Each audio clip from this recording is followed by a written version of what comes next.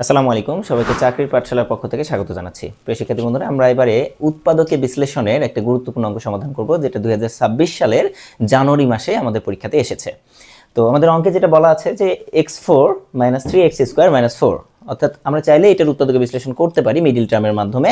যেহেতু আমাদের মিডিল টার্মের শর্ত কি বলো, প্রাথমিক শর্ত হচ্ছে আমাদের মিডিল টার্মের যে এইখানে যে পাওয়ারটা থাকবে মধ্যপদে তার অর্ধেক পাওয়ার থাকতে হবে। যদি এরকম হতো এখানে কিউব আছে এখানে স্কোয়ার আছে, তাহলে কিন্তু আমরা মিডিল টার্মের মাধ্যমে করতে পারতাম না। বাট এইখানে যেহেতু 4 আছে এখানে 2 আছে, তার মানে আমরা মিডিল টার্মের মাধ্যমে উৎপাদক বিশ্লেষণটা খুবই সহজে করে ফেলতে পারি, আমাদের ভাগশেষ উপপাদ্য বা অন্যান্য পদ্ধতিতে যেতে হচ্ছে না। তাহলে এখানে বলা আছে কি দেখো যে x4 এখান থেকে যদি আমরা শুরু করে দিই x4, তাহলে এর শেষ অংশে কি লেখা আছে বলো, 4, এবং এর সাথে সহগ কিছু নেই মানে 1 আছে। তাহলে 4 আর 1 গুণ করলে 4। এই 4কে আমার এমনভাবে ভাঙতে হবে যেন এদের বিয়োগ করে 3 হয়। যেহেতু এখানে বিয়োগ চিহ্ন আছে, তার মানে বিয়োগ করেই আমার মিলবে, যোগের চিন্তা করার কোনো প্রয়োজন নেই। তাহলে এখানে 4কে আমরা কিভাবে ভাঙতে পারি, দেখো 2 দুগুণ 4 বলতে পারি, কিন্তু আমরা যদি 2 দুগুণ 4 বলি 2 থেকে 2 বাদ দিলে 0 হয়ে যায়, তার মানে এটা আমরা করতে পারবো না। তাহলে কি করতে পারি আমরা, যে 4 1 4, তাহলে দেখো 4 থেকে 1 বাদ দিলে আমরা বলতে পারি 3। তার মানে আমাদের এই 3x² কে লিখতে হবে 4x² এবং 1x² এর মাধ্যমে।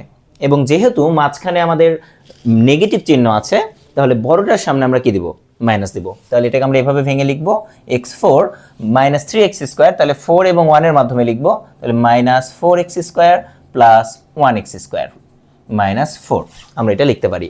দেখো 3x² কে ভেঙে আমরা লিখতাম -4x² + 1x²। তার মানে এই 4x² এবং 1x² আমরা যদি যোগ করি হয়ে যাবে -3x²। আমরা এই 3x² কে অনেকভাবে ভাঙতে পারতাম। আমি বলতে পারতাম 8x² - 5x², আমি বলতে পারতাম 10x² - 7x², বাট ওভাবে যদি আমরা ভাঙতাম আমরা উৎপাদক বিশ্লেষণ করতে পারতাম না, দুইটি রাশির গুণফল আকারে প্রকাশ করতে পারতাম না। আমাদেরকে এমনভাবে ভাঙতে হবে যেন আমরা নির্দিষ্ট সংখ্যা কমন নিতে পারি। এবং এটা ট্রিক্সটা হচ্ছে এইটা আর এইটা গুণ করতে হবে, গুণ করে তাদের যে গুণনীয়ক বের করে দেখতে হবে কাদেরকে যোগ বিয়োগ করলে মাঝের সহগটা পাওয়া যাচ্ছে। তাহলে আমরা দেখলাম 4 এবং 1 যদি আমরা বিয়োগ করে দিই তাহলে 3 পাওয়া যাচ্ছে, তাই আমরা 4x² এবং 1x² এর মাধ্যমে এটাকে ভেঙে ফেললাম। আর এখন যদি আমি এইখান থেকে x4 এবং -4x², এখান থেকে x²টাকে কমন নিয়ে নিই, এখানে থাকবে x², এখানে থাকবে 4, প্লাস এখান থেকে 1 কমন নিয়ে নিলে এখানে থাকবে x², এখানে থাকবে 4। এবার এই দুইটা টার্ম থেকে আমরা যদি x² - 4 কমন নিই, x² - 4, তাহলে এখানে থাকবে x², এখানে থাকবে 1।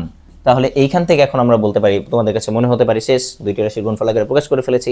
তবে এখানে আমাদের যেহেতু পরীক্ষাগুলো রিটেন, সো আমাদেরকে একটু চিন্তা করতে হবে। ধরো তোমার পরীক্ষা এমসিকিউ, তখন অপশনে মনে করো এইটাই আছে, তুমি এটা অ্যান্সার রেখে দিতে পারো, সমস্যা নেই। বাট যদি আমাদের রিটেন এক্সাম হয়, তাহলে যতক্ষণ পর্যন্ত এটাকে আমরা বিশ্লেষণ করতে পারবো আমাদেরকে বিশ্লেষণ করতে হবে। তাহলে এইখানে দেখো খুব সুন্দরভাবে দেখা যাচ্ছে x² - 4, আমরা কিন্তু এটাকে আবারও বিশ্লেষণ করতে পারি x² - 2a², আর এখানে হচ্ছে x² + 1। তাহলে এবার আসো x² - 2a², অর্থাৎ a² - b² এর ফর্মুলা অ্যাপ্লাই করে দাও। তাহলে a + b * a - b, আর এখানে আসলো x² + 1।